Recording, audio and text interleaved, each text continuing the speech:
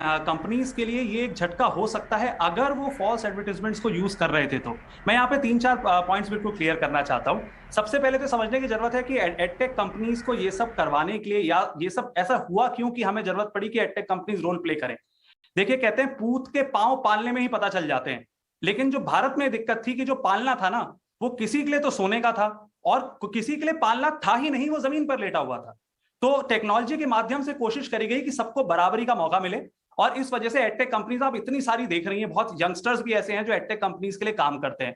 लेकिन जैसा कि सर ने समझाया, एआईसीटीसी के चेयरमैन सर ने समझाया कि कोई भी चीज का इश्तिहार अगर गलत हुआ है, अगर कोई चीज ऐसी कही जा रही है जो इसके लिए वो अप्रूव्ड ही नहीं है, तो हमारे स्टूडेंट्स को भी ये बात समझनी चाहिए, जो कि बहुत ही जरूरी बात है। हर जो चीज चमकती है जरूरी नहीं है वो आपके काम की हो। इसमें एक छोटा सा पॉइंट ये है कि अगर मैं इसको थोड़ा इस ढंग से समझाऊं कि अगर हम ये माने कि सलीम भी बहुत चमकने वाली चीज थे, लेकिन अगर हम बात करें वो अनारकली के लिए सही नहीं बैठे, जो चुनी जा सकती थी वो चुनवाई गई। तो अगर मैं इसको इस ढंग से इस बात को समझाने की कोशिश करूं कि जो हमारी स्टूडेंट कम्युनिटी है, अगर वो किसी भ्रम में फंस रही है, तो जरूर हमें उस भ्रम से उनको निकालना चाहिए। और ये एडटेक कंपनीज के लिए झटका है अगर उनका मेथड गलत था तो। इसके अलावा मैं एक चीज और कहना चाहूंगा, कब तक हम भारत में इस चीज को कहते रहेंगे कि किसी ने 8वीं तक की पढ़ाई करी है, या कोई अगर अपना साइन कर लेता है तो वो पढ़ा लिखा है। कौशल विकास के बिना शिक्षा बिल्कुल अधूरी है। इसलिए अगर उस शिक्षा को पूरा बनाना है तो एडटेक पार्टनर्स भी चाहिए, यूनिवर्सिटीज भी चाहिए, शिक्षाविद भी चाहिए, और सबके बीच में संवाद भी चाहिए। तो अगर इन सारी चीजों को एक साथ प्लेटफॉर्म पे लाना है, तो ये कह देना कि सारी एडटेक कंपनीज गलत होंगी या फिर ये एडटेक वाला मेथड ही पूरा गलत है, ऐसा नहीं है। हाँ, इस विषय में अगर इश्तिहार गलत गए हैं तो वाकई ये त्रुटि है और इसका जरूर इसको ठीक करा जाना चाहिए।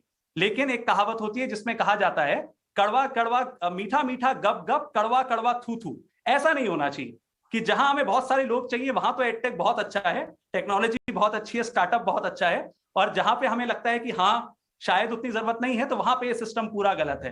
तो कोई भी चीज को ब्लैक एंड व्हाइट में ना देखा जाए, ये ग्रे एरिया है। और अगर इस पे सुधार आए हैं तो सुधार सबको मानने ही होंगे और वो अच्छे से नियम फॉलो होने चाहिए।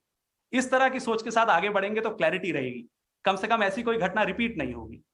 प्रोफेसर विक्रम, सवाल तो यहाँ पर ये उठता है कि उन बच्चों का क्या होगा जो फिलहाल कोर्सेज कर रहे हैं इन एडटेक कंपनियों के जरिए, या जो कर चुके हैं। वो तो इसी वादे पर उन्होंने ये कोर्स किया कि भैया उनको सर्टिफिकेट मिलेगा और आगे उनकी ज़िंदगी प्रोफेशनली आसान हो जाएगी। तो जिस ग्रे एरिया की बात वैभव पांडे कर रहे हैं, इस ग्रे एरिया को ज़रा आप समझाइए और बताइए कि अब उन लोगों का क्या होगा जो सर्टिफिकेशन के लिए कोर्सेज कर रहे हैं और कर चुके हैं। कविता जी, प्रत्यक्षम किम प्रमाणम। आदरणीय वैभव जी की अद्भुत वाक्पटुता देखने के बाद मैं समझता हूं कि सामान्य व्यक्ति तो बिल्कुल वशीभूत हो जाएगा, बिल्कुल सम्मोहित हो जाएगा। लेकिन आपने